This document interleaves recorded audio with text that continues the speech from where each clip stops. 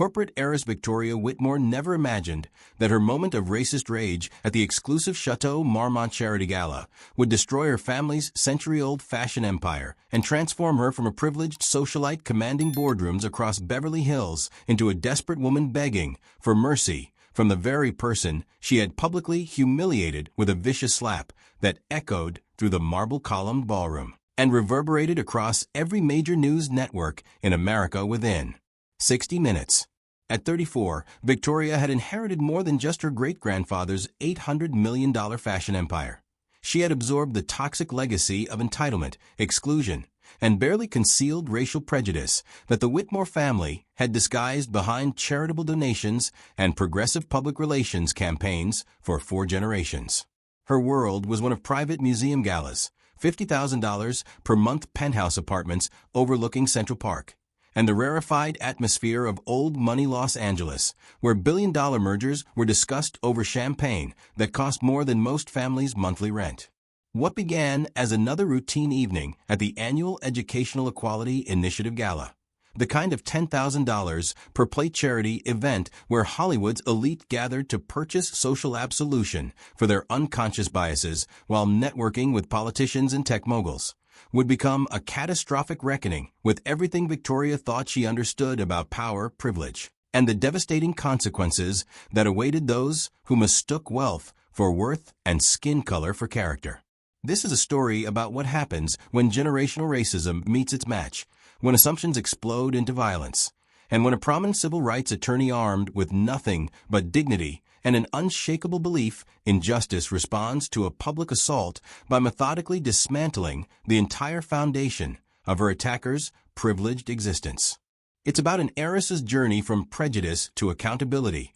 a lawyer's choice between revenge and justice, and the transformative power of consequences that proved money couldn't buy immunity from moral reckoning. Victoria thought her family's wealth and social standing made her untouchable. Amara Davidson Sterling, a 28-year-old Harvard Law graduate married to one of America's most powerful black billionaires, was about to teach her that true power doesn't come from inherited privilege, but from the courage to stand up for what's right regardless of the personal cost, and that sometimes the most important lessons are delivered through the swift and unforgiving mathematics of cause and effect. The gleaming towers of downtown Los Angeles stretched toward a cloudless sky that seemed to mock the moral darkness brewing in the hearts of some of the city's most celebrated philanthropists, creating a stark visual metaphor for the inequality that defined American society in ways that most wealthy residents preferred to ignore while writing tax-deductible checks to organizations they would never personally visit.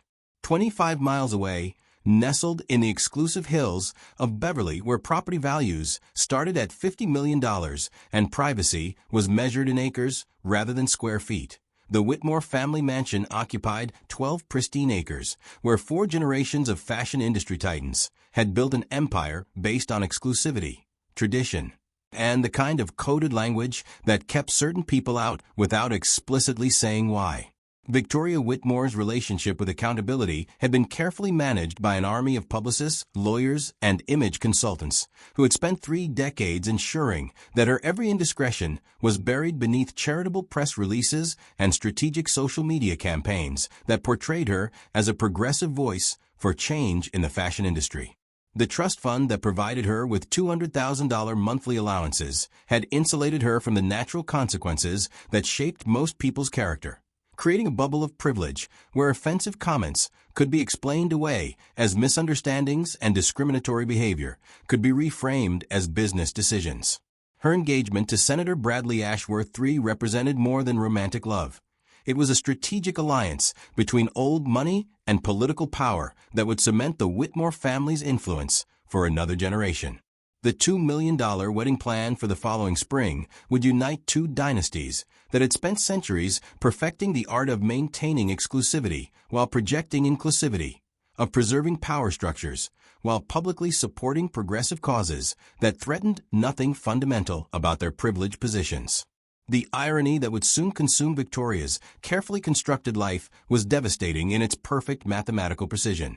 The woman whose family fortune had been built on determining who belonged in exclusive spaces was about to discover that true belonging couldn't be purchased, inherited, or protected by social connections, and that the most dangerous person in any room was often the one whose dignity remained intact regardless of the circumstances that brought them to that moment of confrontation. Amara Davidson Sterling's journey to this fateful evening had begun in the industrial neighborhoods of Detroit, where her father worked double shifts at the Ford assembly plant and her mother cleaned office buildings downtown to pay for the tutoring that would eventually earn their daughter a full scholarship to Harvard Law School. The path from a cramped apartment above a corner grocery store to becoming one of America's most respected civil rights attorneys had been paved with 18-hour study days, summer jobs that paid for law school applications, and an unshakable belief that education remained the most powerful weapon against systemic injustice. Her marriage to Marcus Sterling, the African-American tech billionaire whose revolutionary software had transformed everything from medical diagnostics to environmental monitoring into algorithmic solutions that saved both lives and money, represented a love story that defied every stereotype about interracial relationships among the ultra-wealthy. Their $400 million combined fortune had been earned rather than inherited, built through innovation rather than exploitation, and deployed strategically to create opportunities for others rather than simply accumulating more luxury for themselves. Tonight's Educational Equality Initiative Gala represented everything Amara believed about the power of authentic philanthropy to create meaningful change. Her keynote speech would address an audience of donors whose combined wealth exceeded the GDP of most developing nations, challenging them to move beyond performative charity toward systemic reforms that addressed the root causes of educational inequality rather than simply treating its symptoms with tax-deductible donations. What neither woman realized as they prepared for the evening's events was that their collision course had been set by forces larger than individual choice or circumstance, by the mathematical inevitability that occurs when authentic dignity meets manufactured superiority, when earned respect confronts inherited privilege, and when someone who has never faced real consequences for their actions encounters a person whose entire career had been built on ensuring that consequences were delivered fairly and completely. The stage was set for a moment that would change two lives forever, destroy a family empire built on exclusion, and prove that in America's ongoing struggle with racial justice, the most important battles were often fought not in courtrooms or legislative chambers, but in the glittering ballrooms where the powerful gathered to congratulate themselves while remaining fundamentally unchanged by the causes they claimed to support. Before we dive deeper into this incredible story that will show you how karma works in real time and prove that no amount of wealth can protect you from the consequences of your own moral failures, hit that subscribe button and ring the notification bell. Trust me, you don't want to miss stories like this where privilege meets its match and justice triumphs in the most devastating and satisfying way possible. And let me know in the comments, have you ever witnessed someone's racism come back to destroy them instantly, or seen karma deliver justice so swift and complete that it restored your faith in moral consequences? Because what happens next will show you that sometimes the universe has a perfect sense of timing when it comes to teaching lessons that money can't buy and privilege can't escape. Before we dive into this incredible story that will show you how karma works in real time and why you should never underestimate the power of consequence, hit that subscribe button and ring the notification bell. Trust me, you don't want to miss stories like this where privilege meets its match and justice triumphs in the most unexpected way. And let me know in the comments, have you ever witnessed someone's prejudice come back to haunt them instantly? Victoria Whitmore's Wednesday morning routine had been carefully orchestrated by a team of personal assistants whose salaries exceeded the annual income of most American families, beginning with a 6 a.m. massage from a therapist flown in weekly from Switzerland, and ending with a strategic wardrobe consultation that would determine which $15,000 designer gown would best project the image of progressive philanthropy while maintaining the subtle signals of inherited superiority that kept the Whitmore family positioned at the apex of Los Angeles society. The Chateau Marmont's grand ballroom had been transformed into a glittering testament to charitable excess, where crystal chandeliers worth more than luxury automobiles cast rainbow reflections across marble floors imported from Italian quarries that had supplied palaces for European royalty. The irony wasn't lost on anyone with genuine social consciousness that an event raising money for educational equality was being held in a venue that epitomized the kind of exclusivity that created educational inequality in the first place. Victoria's role as Vice President of Public Relations for Whitmore Industries had been carefully crafted to give her meaningful responsibilities while ensuring that her occasional lapses in judgment could be managed by the corporation's crisis management team. Her Harvard MBA, earned through a combination of legacy admission preferences and strategic donations that had funded an entire library wing, provided the credentials necessary to justify her $400,000 annual salary for work that primarily involved attending charity galas and managing the family's social media presence. The truth that Victoria's expensive education had failed to teach her was that authenticity couldn't be purchased through charitable donations or public relations campaigns, and that the casual racism she had absorbed from 4 generations of Whitmore family dinners would eventually collide with consequences that no amount of inherited wealth could deflect or delay. Her Instagram account, carefully curated by a team of social media specialists, featured dozens of photos from diversity initiatives and inclusion workshops that had cost the company millions while changing absolutely nothing about their hiring practices or corporate culture. Meanwhile, 25 miles away in a downtown law office with a monthly rent cost less than Victoria's weekly shopping allowance, Amara Davidson Sterling was reviewing the keynote speech that would challenge tonight's audience of billionaire philanthropists to move beyond performative charity toward the kind of systemic change that threatened the very foundations of their inherited advantages. Her preparation involved not wardrobe consultations or media training, but careful research into the actual educational outcomes produced by the organizations these wealthy donors claimed to support. Amara's law practice had built its reputation on a simple principle that terrified corporate America: authentic accountability delivered through meticulous legal precision that exposed the difference between stated values and actual behavior. Her track record included 17 consecutive victories in discrimination lawsuits against Fortune 500 companies, each victory representing not just financial compensation for her clients, but fundamental changes in corporate policies that would protect future generations of workers from the kind of systematic exclusion that had defined American business culture for centuries. The $50 million settlement she had recently secured against a major tech corporation for their discriminatory hiring practices had established her as the attorney that every civil rights organization wanted and every prejudiced executive feared. Her success stemmed not from grandstanding or media manipulation, but from an almost supernatural ability to remain calm under pressure while methodically documenting the kind of behavior that powerful people assumed would never face serious consequences. Her marriage to Marcus Sterling represented more than personal happiness. It was a partnership between 2 individuals who understood that authentic power came from using privilege to expand opportunities for others rather than simply accumulating more advantages for themselves. Their combined fortune was being strategically deployed through a foundation that funded legal aid clinics, scholarship programs, and voter registration drives in communities that had been systematically excluded from the educational and economic opportunities that defined American success. What Marcus brought to their partnership wasn't just financial resources, but a deep understanding of how technology could be weaponized either to perpetuate existing inequalities or to create unprecedented opportunities for social mobility. His software platforms were being used by civil rights organizations worldwide to document discrimination, organize communities, and hold powerful institutions accountable in ways that had never been possible before the digital revolution.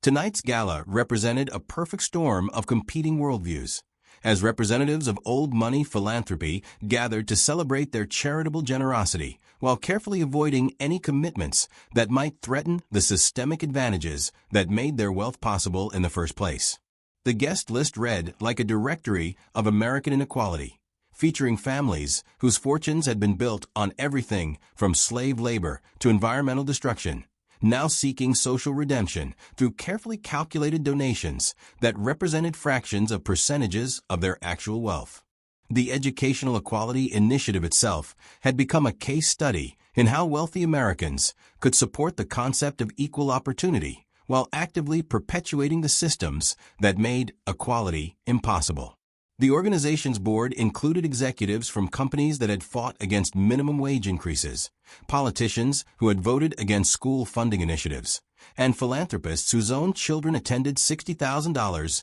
per year private schools that admitted fewer than 3% of applicants from underrepresented communities. As the sun set over the Pacific Ocean and Los Angeles prepared for another evening of charitable theater, neither Victoria nor Amara understood that they were about to participate in a moment that would expose the fundamental contradictions of American philanthropy while proving that authentic justice could still emerge from the most unlikely confrontations between privilege and principle. The Chateau Marmont's valet station resembled a luxury automobile museum as Bentleys, Maseratis, and custom Rolls-Royces delivered their precious cargo of philanthropic elite to an evening that would cost more money than most American schools received in annual funding, while ostensibly raising awareness about educational inequality that these same attendees perpetuated through their children's exclusive private school admissions and their corporations' discriminatory hiring practices.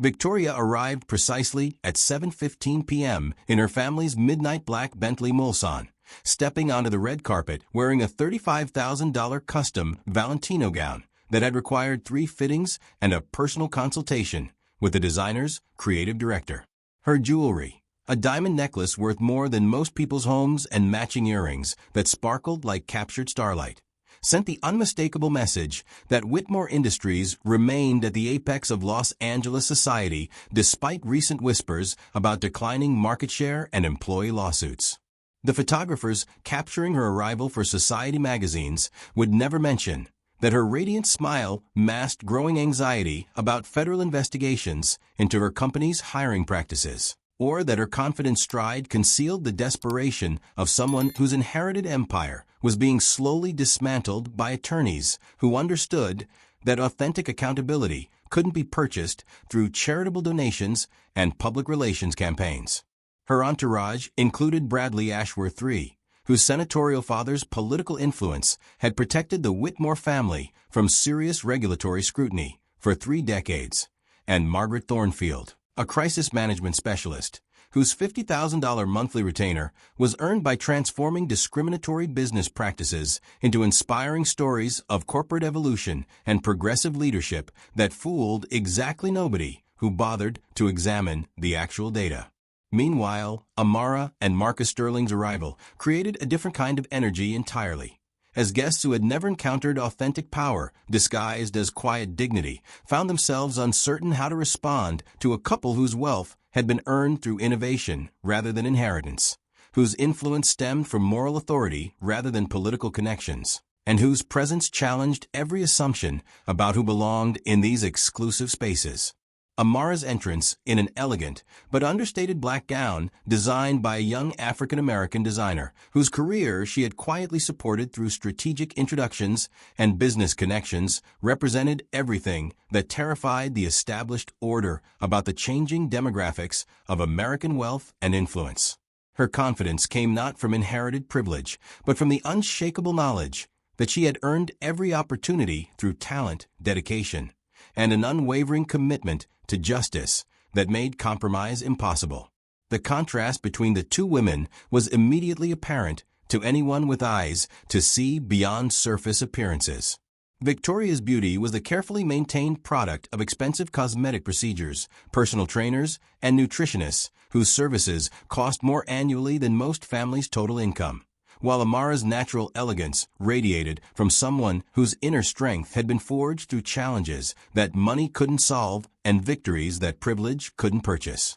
As the cocktail reception unfolded in the mansion's rose garden, where servers in white uniforms moved silently between clusters of guests discussing tax shelters and stock options, while nominally celebrating educational equality, the mathematical precision of social stratification became visible to anyone who understood how power actually functioned in American society. The guest list had been carefully curated to include exactly enough diversity to photograph, while maintaining the fundamental exclusivity that made these gatherings valuable for networking and deal-making. Victoria held court near the auction display where luxury items donated by sponsors would be sold to raise funds for educational programs that none of these bidders would ever personally visit or evaluate for effectiveness. Her conversation focused on the European vacation homes and private jet scheduling that constituted the primary concerns of inherited wealth, punctuated by carefully rehearsed comments about social justice that her publicist had prepared for moments when photographers might be listening. The stage was set for a collision that would transform both women's understanding of power, privilege, and the devastating consequences that awaited those who confused wealth with worth and assumed that social position provided immunity from moral accountability. The VIP reception area adjacent to the main ballroom had been designed to provide the evening's most prominent donors with exclusive access to premium champagne, private restrooms, and the kind of intimate networking opportunities that transformed charitable galas into business development events worth millions in future contracts and political favors. Victoria commanded this space like a general surveying her territory, surrounded by sycophants whose livelihoods depended on maintaining her family's social standing and business connections. Her position near the entrance allowed her to monitor exactly who gained access to this inner sanctum of Los Angeles elite society, a responsibility she took seriously as both a social gatekeeper and a protective mechanism for preserving the exclusivity that made these gatherings valuable for the established power structure. The guest list verification process had been entrusted to her personally, ensuring that only individuals with appropriate credentials, defined by wealth, political connections, or useful business relationships, could penetrate the carefully maintained barriers that separated true influence from mere aspiration. The fatal moment arrived at precisely 8:47 p.m. when Amara approached the VIP reception entrance, her presence immediately triggering Victoria's deeply ingrained assumptions about who belonged in exclusive spaces and who represented potential threats to the social order that had protected her family's privileges for 4 generations. The expensive evening gown, diamond jewelry, and obvious sophistication that should have identified Amara as a peer instead registered in Victoria's prejudiced mind as evidence of someone attempting to infiltrate spaces where she didn't belong. "Excuse me," Victoria called out with the imperious tone that had intimidated service workers and subordinates throughout her privileged existence, her voice carrying the unmistakable authority of someone who had never been questioned by people she considered beneath her social station. "The catering staff entrance is through the kitchen area. You'll find the serving coordination station in the east wing near the main dining room." Amara paused, her expression shifting from polite interest to careful assessment as she recognized the familiar dynamics of racial profiling disguised as social protocol. Her years of experience in courtrooms had taught her to remain calm when facing prejudice, to gather evidence methodically, and to respond with dignity that exposed the moral bankruptcy of those who confused skin color with social standing or professional competence. "I believe there's been a misunderstanding," Amara replied with the measured professionalism that had intimidated opposing counsel across 3 decades of civil rights litigation. "I'm actually here as tonight's keynote speaker, Amara Davidson Sterling. I should be on your VIP guest list." Victoria's face flushed with embarrassment that quickly transformed into defensive anger as she realized her mistake, while simultaneously doubling down on assumptions that her privileged upbringing had never forced her to examine or question. The presence of a black woman in designer clothing challenged every mental framework she had inherited about social hierarchies, creating cognitive dissonance that her racist worldview could only resolve through denial and aggressive confrontation. "I don't care what name you're using or what story you prepared," Victoria snapped, her voice rising to attract the attention of nearby security personnel and fellow guests who had never witnessed such an explicit demonstration of the racial prejudice that typically remained carefully hidden beneath charitable rhetoric and progressive public relations campaigns. "This is a private event for invited guests only, and I know exactly who belongs here and who doesn't." The crowd of wealthy philanthropists began forming a circle around the confrontation, their smartphones discreetly recording what many instinctively recognized as a moment that would define the evening and possibly transform their understanding of the social dynamics they had previously chosen to ignore. The mathematical precision of viral content creation was already beginning, as multiple camera angles captured every word and gesture of a conflict that would soon reach millions of viewers worldwide. Marcus Sterling appeared at the edge of the gathering crowd, his presence immediately recognized by business leaders who had encountered his revolutionary software platforms and political figures who had benefited from his strategic campaign contributions. His calm observation of the situation unfolding around his wife revealed the controlled power of someone whose influence extended far beyond the superficial social networks that defined Los Angeles elite society. "Ma'am," Amara continued with the patience that had served her well in depositions and cross-examinations, "I understand your concern about event security, but I can assure you that my invitation was personally extended by the Educational Equality Initiative's Board of Directors. Perhaps we could verify this with your event coordinator rather than continuing this misunderstanding in front of so many witnesses." Victoria's response revealed the ugly truth that charitable galas and diversity initiatives had failed to address in American high society, that performative philanthropy could coexist comfortably with virulent racism as long as the contradictions remained hidden from public scrutiny and media attention. Her privileged upbringing had never taught her to recognize the difference between earned respect and inherited deference, between authentic authority and purchased influence. "Don't you dare lecture me about belonging anywhere," Victoria exploded, her carefully maintained facade of progressive values crumbling to reveal the generational prejudice that no amount of diversity training or charitable donations had successfully masked. "I know exactly what you're trying to do here, and I won't allow it to continue." The confrontation had reached its boiling point, with dozens of Los Angeles's most powerful residents bearing witness to a moment that would expose the fundamental contradictions of American philanthropy while setting the stage for consequences that would destroy one woman's empire and validate another woman's faith in justice. The moment that would destroy Victoria Whitmore's life and validate every principle Amara Davidson Sterling had dedicated her career to defending arrived with the mathematical precision of a Greek tragedy, as decades of unchecked privilege collided with authentic dignity in front of an audience whose combined wealth exceeded the GDP of most developing nations, yet whose moral authority was about to be exposed as fundamentally bankrupt. "Security," Victoria screamed, her voice cutting through the refined murmur of cocktail conversation like a fire alarm in a library, causing crystal champagne flutes to pause midway to lips and strategic business conversations to halt as Los Angeles's elite society found themselves witnessing the kind of explicit racism they typically managed to avoid through careful social choreography and strategic geographic segregation. "This woman is clearly attempting to crash our event and gain access to our donors."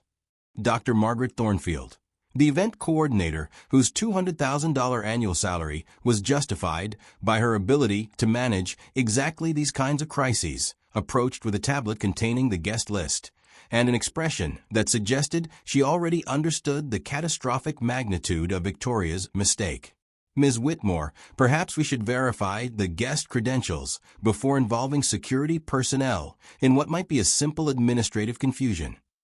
But Victoria's racist assumptions had achieved terminal velocity, powered by 4 generations of inherited prejudice and 34 years of never facing meaningful consequences for her discriminatory behavior. The presence of a sophisticated black woman in her exclusive space triggered every defensive mechanism her privileged upbringing had instilled, creating a psychological crisis that could only be resolved through the complete destruction of the threat to her worldview.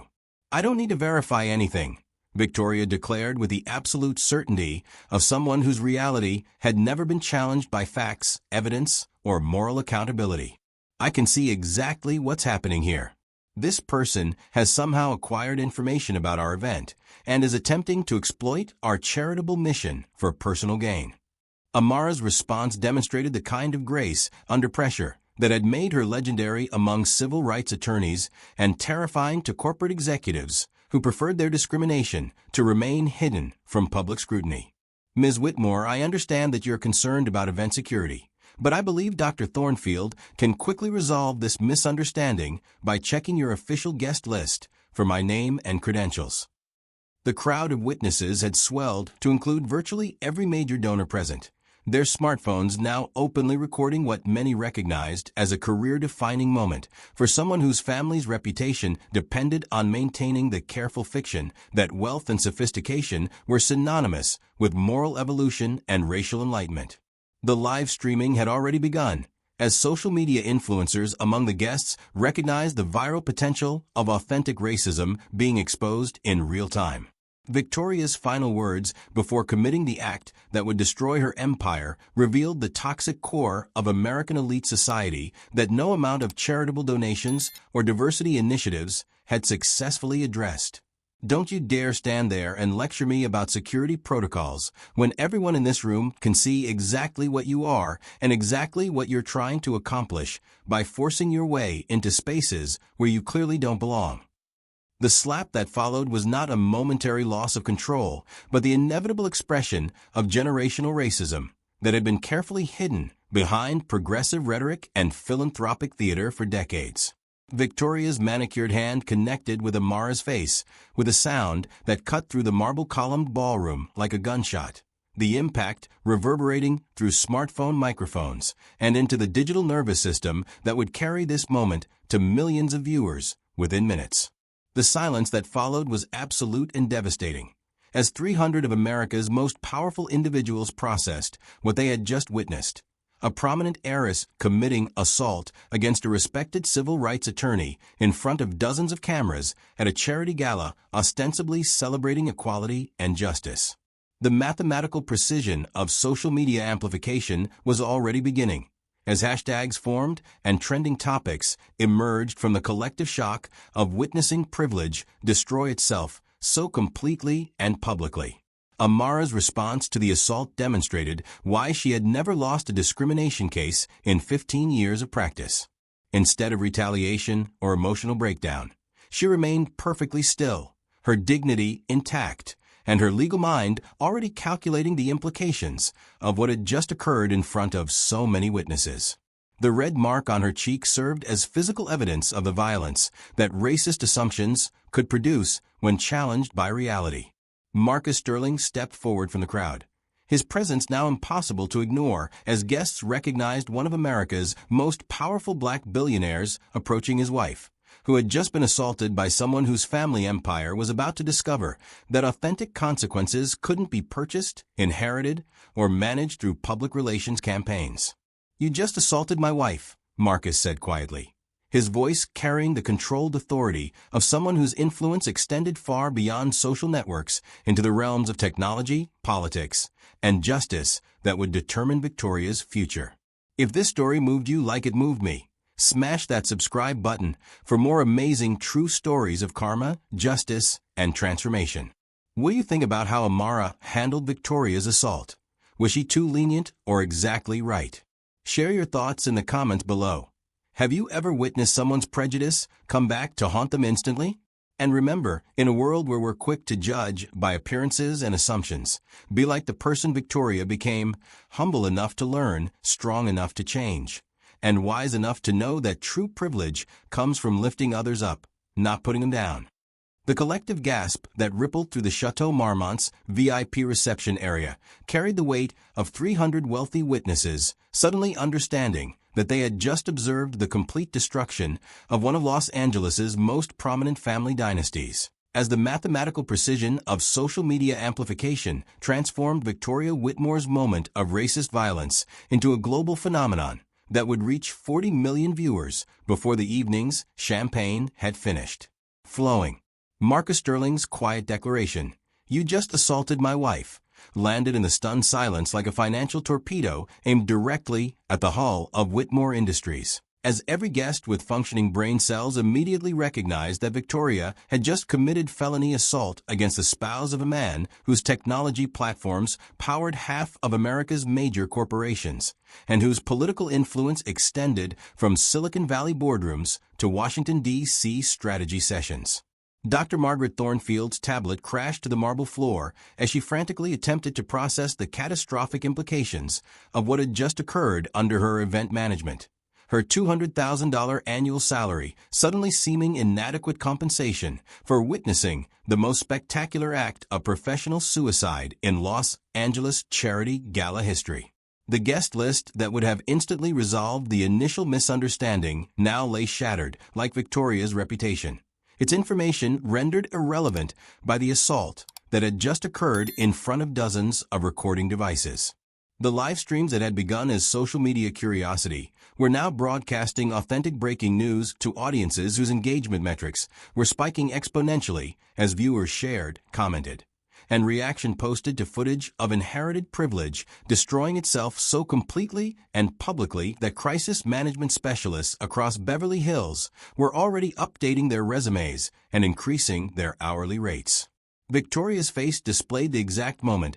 when privileged assumptions collided with inescapable reality, her expression shifting from righteous indignation to dawning horror as she recognized Marcus Sterling's features from magazine covers, business journal profiles, and political fundraising events, where his presence guaranteed seven-figure donation commitments and strategic endorsements that determined election outcomes. "Oh my God," whispered Amanda Rothschild, whose own family fortune had been built on equally questionable historical foundations, but who possessed sufficient social intelligence to recognize when someone had just committed public relations suicide in front of an audience whose collective influence could destroy entire industries through coordinated divestment and strategic boycotts. The smartphones that had discreetly captured Victoria's racist assumptions were now openly recording her complete psychological breakdown, as the mathematical inevitability of viral content creation transformed a private charity gala into a global classroom,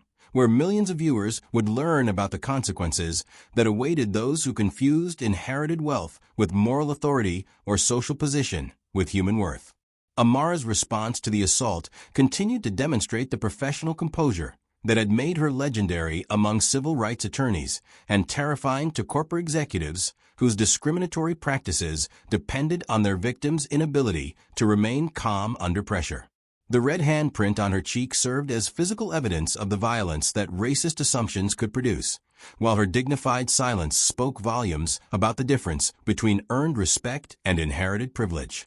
"Ladies and gentlemen," Marcus announced to the crowd of witnesses, his voice carrying the quiet authority of someone whose next phone call could trigger federal investigations, stock market fluctuations, and political consequences that would reverberate through multiple election cycles. "You have just witnessed a hate crime committed against my wife, Amara Davidson Sterling, one of America's most respected civil rights attorneys." The revelation hit the assembled guests like a financial crisis, as they suddenly understood that the catering staff Victoria had tried to exclude was actually the keynote speaker whose legal victories had forced Fortune 500 companies to pay billions in discrimination settlements, and whose reputation for methodical justice had made her the most feared attorney in corporate America. Dr. Elizabeth Morrison, the Educational Equality Initiative's board chair, pushed through the crowd with the frantic energy of someone whose organization's credibility had just been destroyed by association with an event that would forever be remembered for exposing the racist assumptions that charitable philanthropy often served to disguise rather than address. "Mr. and Mrs. Sterling," she began with the desperate diplomacy of someone whose nonprofit's future depended on damage control that might already be impossible, "please allow us to express our profound apologies for this completely unacceptable behavior that contradicts everything our organization represents."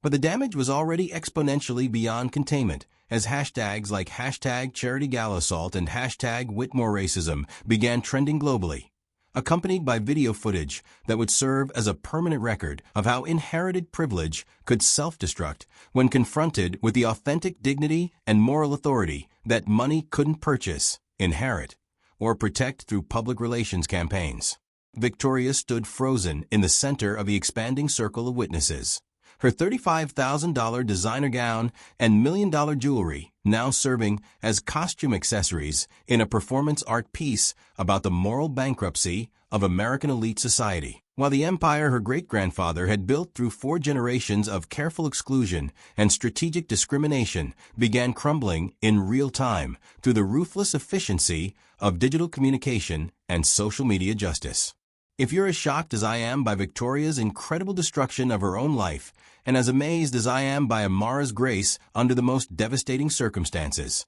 hit that subscribe button, because this story is about to get even more incredible. The consequences that are coming will show you what happens when authentic power meets inherited privilege, and why karma never forgets an address, even when that address is a Beverly Hills mansion. You won't want to miss how completely this ends.